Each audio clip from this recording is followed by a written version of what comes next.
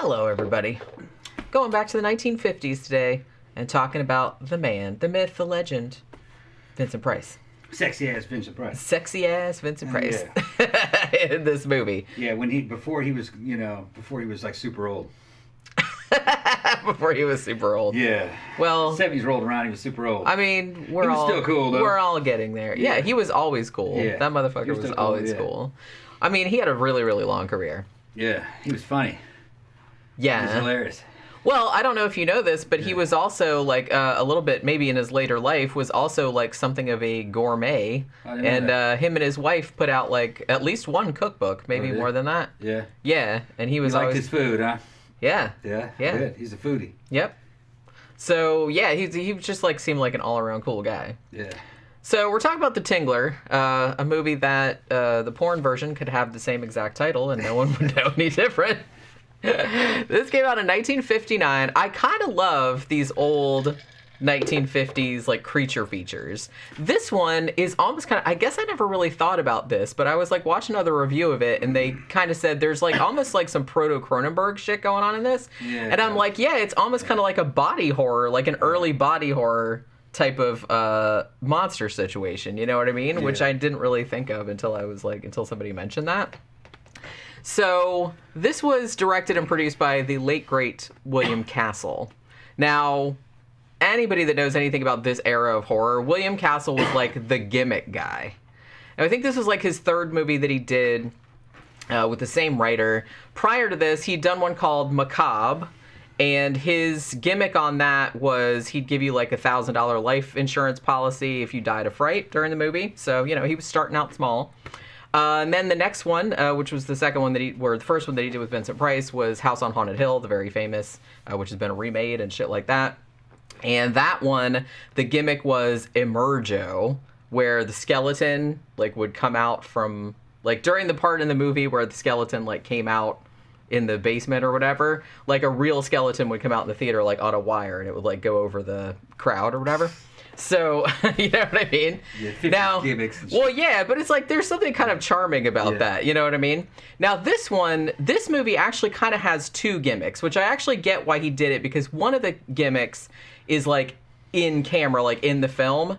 And then the other gimmick, which was really expensive but could only be like at limited theaters, you know, since it was in limited theaters, you might not get that gimmick, so at least there was another gimmick in there. You know what I'm saying? No. So the gimmick for this one, well, yeah, you do. What are you talking about? Okay. You guys know what I'm talking about. Right. You guys know what I'm talking about. No, because I'm saying you had a gimmick in the film. Yeah. Being the film's in black and white. Yeah. But there's one sequence where a woman is unknowingly tripping on LSD. We'll get into it. And she actually is tripping on LSD in the movie. And you see like some visions where there's like the bathtub and the sink is like full of blood and the blood is like bright red. In a black and white movie. In a black and white movie. So that was one gimmick. But the other gimmick, which was only limited theaters, was something called Percepto with a exclamation point on the end. Yeah, Percepto. Percepto. Yeah. What this was in some theaters, they rigged some of the seats with... See, I think William Castle in his autobiography, I think he said, it would give you an electric shock. It wasn't that. It was just like a little vibrating... I actually think they got it from... what I heard was that it was parts of like a de-icing motor, like from World War II planes or something like that. And they would just like rig them in some of the theater seats, like in the bigger theaters, like in big cities and stuff. And then during the part of the movie when the Tingler was supposedly loose in the theater, they would turn all the lights out and then some of the seats would vibrate. And in the movie, like, the only way to get the Tingler off of you is to scream, so everybody... And actually, in some of the theaters, too, they had, like, plants in there. Like, they had people that would, like, get up and faint and scream and shit like that, so they'd kind of get the ball rolling. Yeah. So they did kind of, like, a big... I mean, it sounds super fun. I would have fucking loved... It probably didn't work. I don't know. This is 1959. Okay. I mean, you have to get into the spirit of the thing. You know what I'm saying? Yeah. You know, I actually would like to see it. I'd like to see like a revival of it where they had all the gimmicks. People had less to do back then. That's what I'm saying. So it's like probably fun. But like I said, it still sounds like kind of fun. You know what I mean? Even if you didn't get the vibration. And I like that they even they say at the beginning, because William Castle like does the introduction at the beginning, and he even says, well, not everyone is susceptible, because not all the seats had the shit. Because like I said, I think the gimmick cost him like $250,000, $500,000, something like that. It was like some hugely big amount, and pushed the budget like just for doubled the budget. Yeah, doubled the budget. Vibrator. Yeah, well, and they had to like pay stooges and stuff too, that would like act in every showing. So they had to do that as well. So I'm sure that contributed. But I don't know. It just seems like kind of just like a fun. I would really, really like to see like a revival of this for like 1950, with all the 50s stuff, and like where they turn all the lights. You can't turn all the lights out. The exit lights had to stay on, obviously, in case there was a fire. But other than that, they turned all the lights off, and they got people to scream, and some of the seats vibrated and shit like that. So I don't know. I thought that was like a cool idea. It's my favorite one of his gimmicks. You know what I'm saying? And honestly, it's like William Castle, like I said, he's kind of known nowadays as the gimmick guy, because that's kind of what he did. And he was pretty successful at that. But you have to think, one, from everything that I've heard about him, he was like the nicest dude imaginable. And two, he actually like produced some good shit. He produced Rosemary's Baby. So like the movie. So he did do some good. It wasn't just all like 50s gimmick kind of stuff. So this movie here, what is this movie? What is The Tingler about if you haven't seen it? So Vincent Price he's a pathologist, I guess. Dr. Chapin, I think is his name. And he's noticed that people that die, like some people that die like in a state of extreme fear, that like their backbone, like their spine is broken. And he thinks like, it's bullshit, just roll with it. And he thinks that's like really unusual. It's just like there must be something doing that, right? So he's trying to like figure out what it is. So he's doing like some mad scientist kind of shit on the side. Now, what he eventually discovers, and he kind of like proves it later on, is that inside of everybody's spine, I wasn't real clear on whether everybody's just born with it or if it's like some kind of parasite that kind of comes in your body later. I think you're reading too much into it. Well, that's kind of what I do, though. They hadn't thought that out either. It's kind of a cool idea, I will say, because what it is they said, hey, you know how? I mean, essentially, they took the phrase like spine tingling and made it like literal. That there's something in your spine that does that. It's a parasite, I guess. Yeah, and like the more scared you get, like the bigger it gets, and then if you get so scared that you can't scream or you get like overwhelmed, then it will like kill you and it'll like break your spine while it's trying to get out or something like that. I remember as a kid when I saw it, it scared the shit out of me. Vincent Price pulls with the fucking tingler out of somebody's spine, out of a dead person's back. Yeah. You only see it in shadow, and it looks like a big old centipede. Yeah. And then it fucking camera angle changes and he's got it in his hand and it starts biting him and he's going like, and he's fighting it, and it scared the shit out of me when I was a kid. You see it now and it's just like it's the little creature actually looks pretty good. It's actually pretty good for 1959. 50s, yeah. It looks like, I mean, I'm sure it was just like strings or something like that, but it looked like it was like alive, and I couldn't really, it kind of humped around like that. Yeah. And like I said, if you don't like creepy crawlies or centipedes or something like that, then it would absolutely like probably freak you out because it's got those big feelers and those little feet. Yeah, I was just, even watching this movie as an adult, it's difficult for me to follow. You know what I mean? It's kind of boring, or not really, plotting. Not really boring. It's just kind of slow by today's standards. A lot of talking, which is 50s, well, a lot of 50s movies. 50s talking, and not a lot of showing. And I kept getting confused. Was the Tingler was it invisible? Was it transferring from one person to the next? I had a hard time. No, everybody has their own Tingler. Everybody had their own, right? Everybody. Okay. There's a sentence I never thought I'd say. Everybody has their own Tingler. Okay. What happened to the one that he took out? Well, no, that's the whole like point of the story. So, so he didn't really realize, he's like, well, there has to be something in there. And he started to suspect there was something in there. So what he did, one thing that I love about this too, is that there are two married couples in this, because I kind of feel like this movie had like a little bit of like a black comedy element to it too. Vincent Price and his wife, the way they snipe at each other is fucking hilarious, because his wife in this is just like this complete hussy, man. Yeah. And she's like totally not ashamed about it or anything. Like she just like cruises in. She's like making out with her boyfriend like on the lawn, like in front of the house. He's like Vincent Price looking out the window going, wow, look at her go. You know what I mean? It's just kind of this whole thing. And he's like, yeah, you know, how come every time I come in here, like come in the front door, I hear the back door closed? She's just kind of like, oh, I don't know, bro. Why could that be? She's like totally not hiding it. Yeah. But I mean, he's cut.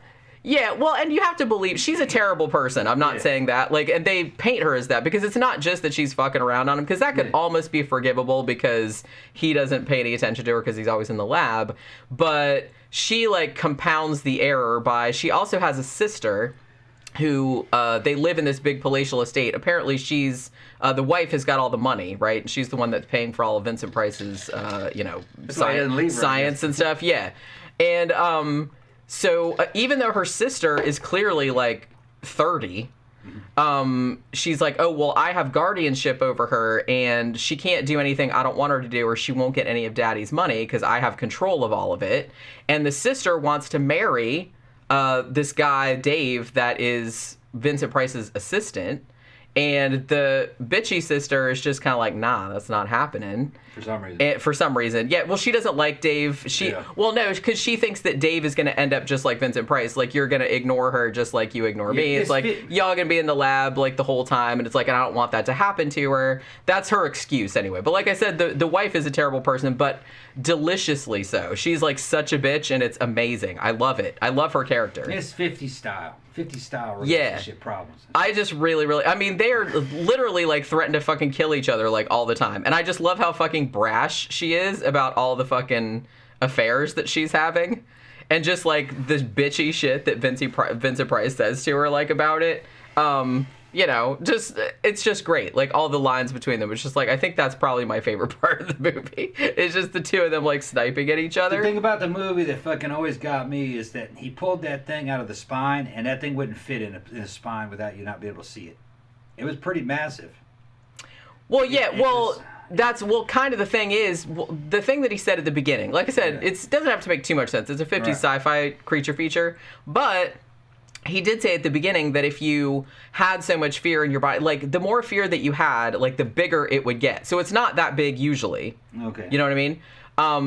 And the reason that the one that he pulled out of that one was so big was because she was a deaf mute and she couldn't scream. Okay. Yeah, and so she was so terrified that it got really big and then busted out and killed her. Out. Okay. I didn't really. Yeah, they weren't all that big because what ends up happening is that Vincent Price, to like test his theory before he knows that the Tingler is a real thing.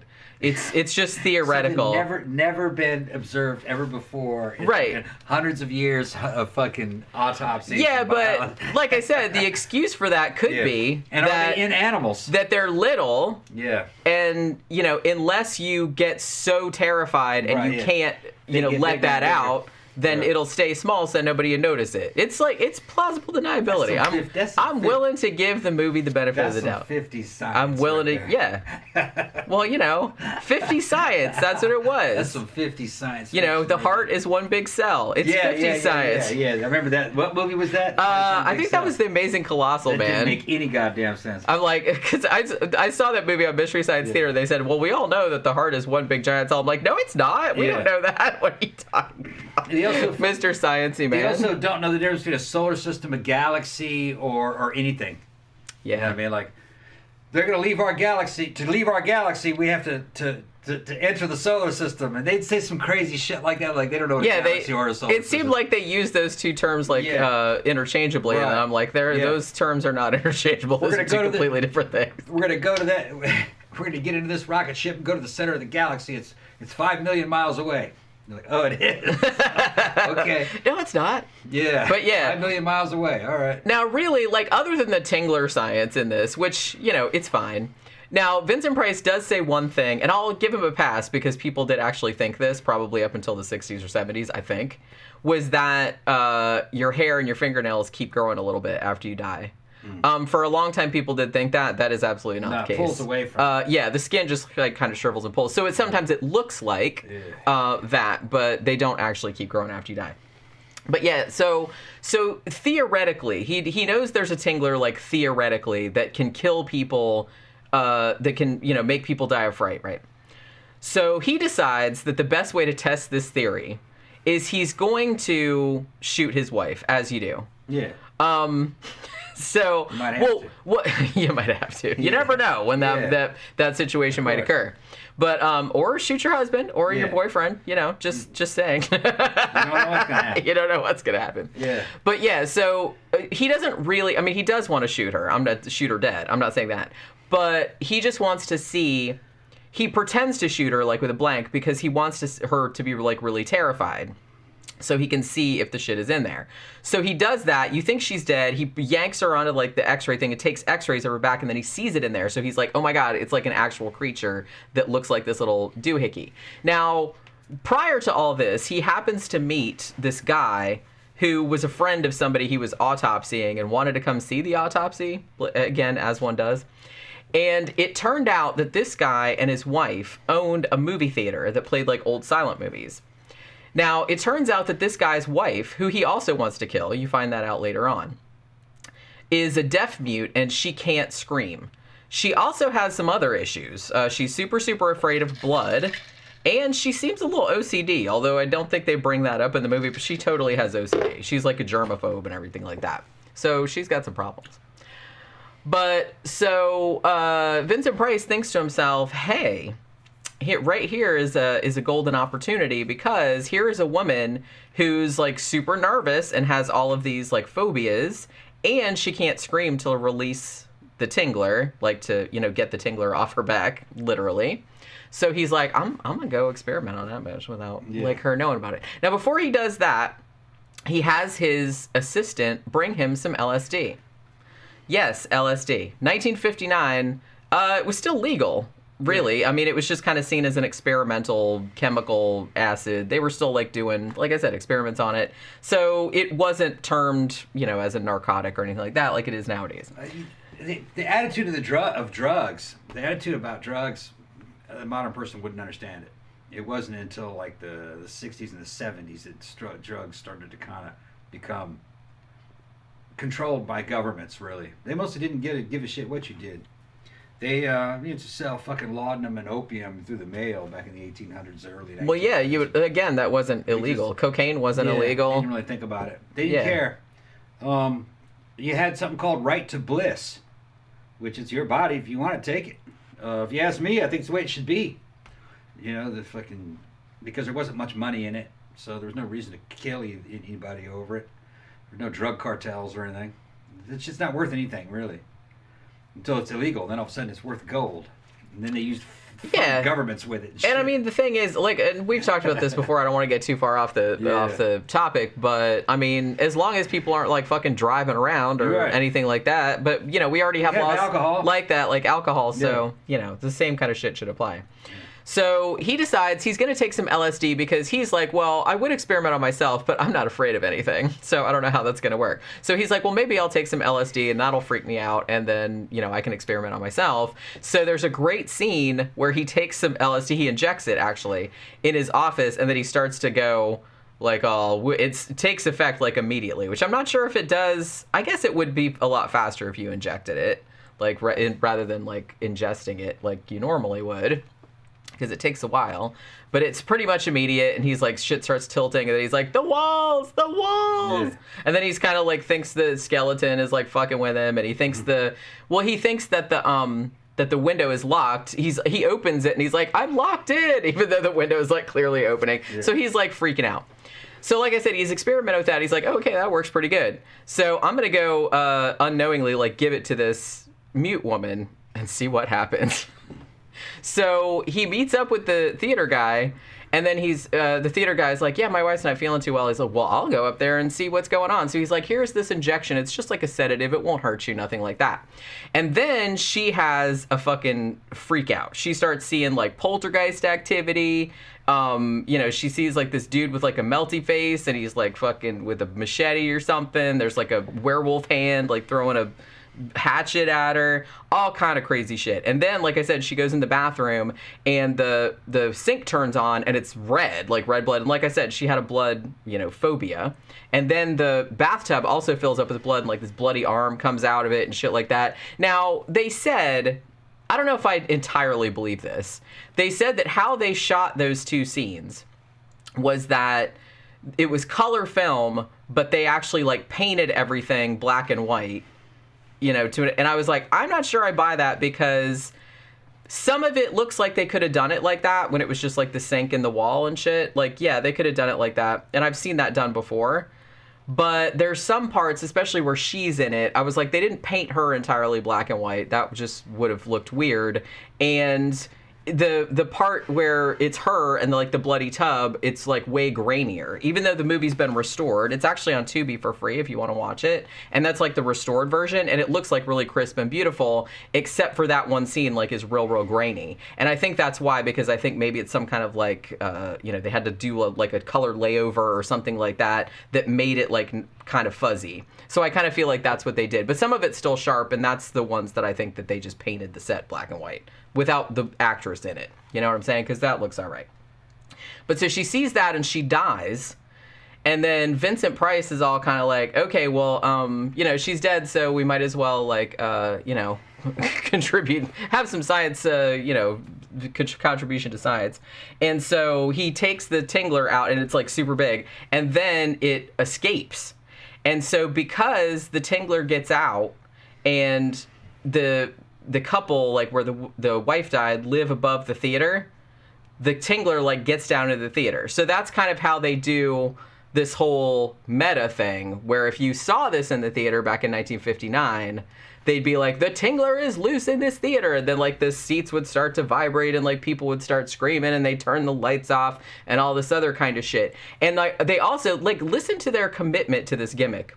They also re-recorded some shit that said the Tingler is loose in this drive-in, so that even if you saw it in a drive-in theater, you'd still get the correct thing. And I was like I said, that's commitment. He thought of everything, William Castle. So it gets out, everybody's flipping out, and so they start trying to get anybody to scream. Like I said, it's audience participation, and then they end up catching it. And then Vincent Price says, well, maybe the only way we can kill it, because it's apparently indestructible, is if we put it back into the host. Right? So they have to put it back into the dead woman. At which point you find out that the woman, even though Vincent Price did actually inject her with LSD, I guess she was tripping out, but her husband actually wore the costume and did all the shit in the room that was scaring her. Not the blood stuff. I don't think he could have pulled that off. But all the other stuff that she saw, the rocking chair going back and forth and the scary melty face dude with the knife and all that was him. So he'd been trying to kill her, and he thought, hey, maybe I can scare her to death now that I've found out about this Tingler business. So he actually did kill. So Vincent Price is like, oh, by the way, I'm turning your ass in. So there was that whole thing too. But then it ends up the guy ends up dying, because when they put the Tingler back into the woman, she sits up and stares at him all creepy. And then he dies of fright. So it's what goes around comes around. There's that kind of shit too. But yeah, so this is just, I don't know, to me, this is just a really charming 50s monster movie. I love the gimmicks. I really like that. I just think that's super cute. And I think it's cute that they thought of that at the time, and I think if you saw it in the theater, it would have been really fun. And, although, like I said, I do actually think the creature is pretty effective, because, it's obviously kind of fake and rubbery and stuff, but if you're kind of grossed out by bugs or centipedes, it's probably be kind of upsetting. So there's that, Yeah, not me. You didn't like it? No, not really. It's, had it been shortened, this might have made a pretty good Twilight Zone episode. There's just too much movie here for what it is that they're trying to do. Not enough payoff. But probably pretty good in its day. A lot of shit in the 50s sucked. You might be able to, I don't know. You give this to Cronenberg, and he actually might come up with something. How awesome would that be if David Cronenberg or Brandon Cronenberg would probably do they could remake the Tingler. They don't have to call it the Tingler, because like I said, that sounds like a sex toy. Yeah. But you just call it something else. But it could totally be a remake of the Tingler, just with a different name. It just wasn't for me. That would be pretty awesome. Yeah, it just wasn't for me. One thing I like I said, probably, other than like the little monster, my favorite thing is just the way that Vincent Price and his wife like snipe at each other, like the bitchy shit they say to each other is like hilarious.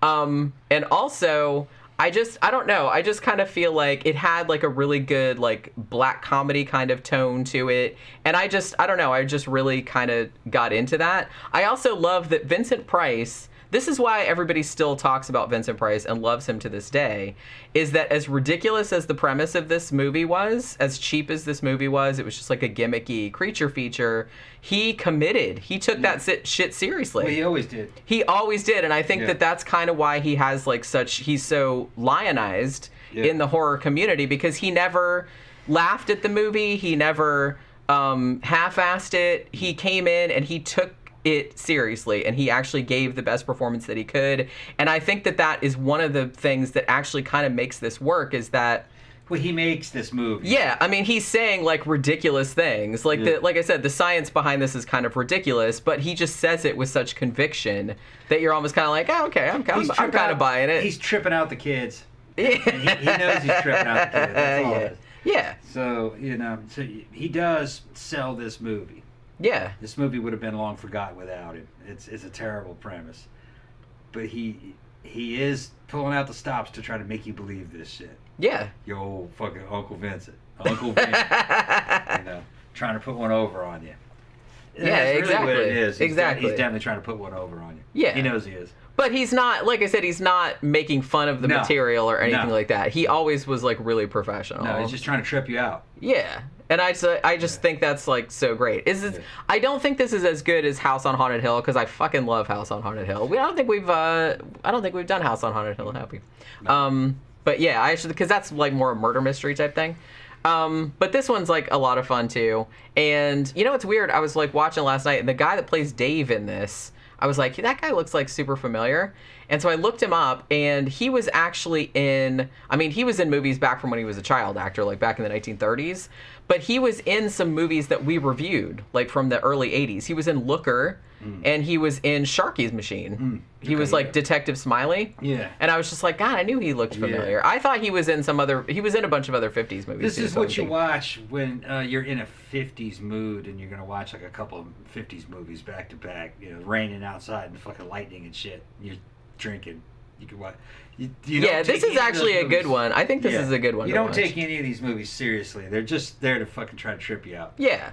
Although compared to some other 50s movies I've seen, this is actually really nicely shot. Like it has like some really good framing and like some kind of moody, atmospheric kind of stuff. Well, this is one of the memorable ones. Yeah. I mean, there's a lot of them that people don't even remember them. That's how bad they were. Right. This is one of the good ones. Yeah. It's just not one of the top good ones. It's just. Yeah, it's probably like I said, probably like B tier. This is like B tier. Like I said, I don't think it's as good as House on Haunted Hill, which also had Vincent Price and his wife sniping at each other, wanting to kill each other. Now that I'm thinking about it, he seemed to do that a lot in movies. But it's not as good as that. But I think that these two movies would make a good double feature. I think House on Haunted Hill and The Tingler, so you can kind of watch those two together. But 50s, I'm gonna take like them. Yeah, I don't think we haven't done that one yet, have we? You do them. Yeah, them. We haven't done enough 50s movies, I feel like. So Blob. Yeah. Although that one I kind of like the remake better from the 80s, which I don't say that lately. Fucking War of the Worlds. Now we did do that. We did do the 50s War of the Worlds. Forbidden Planet. That's top tier 50s. Yeah. This one, like I said, it's just kind of like a fun B movie. It wasn't aspiring to be anything else. No. It wasn't supposed to be like a master of cinema or anything. But given that, it's actually much better than it needed to be. Let's put it like that. If you were growing up in the 70s, back on fucking Saturday fucking matinee, they'd fucking play the fucking monster movies. And this is like one that would come up and it would scare you. In the middle of the day, you're watching this shit, you get scared. So it's all right. I'll forget about it by the time to go to bed. And then you go to bed and like you think there's a tingler, like a big fucking huge centipede like crawling on your face and shit. It's like that. It is like that. Yeah. But if you like Vincent Price and you haven't seen this, it's definitely worth watching. It's on Tubi for free at the moment, at least as of this recording. So go check it out or let us know what you thought about it. And that will do it for this movie retrospective. We'll see you guys on the next one. Bye.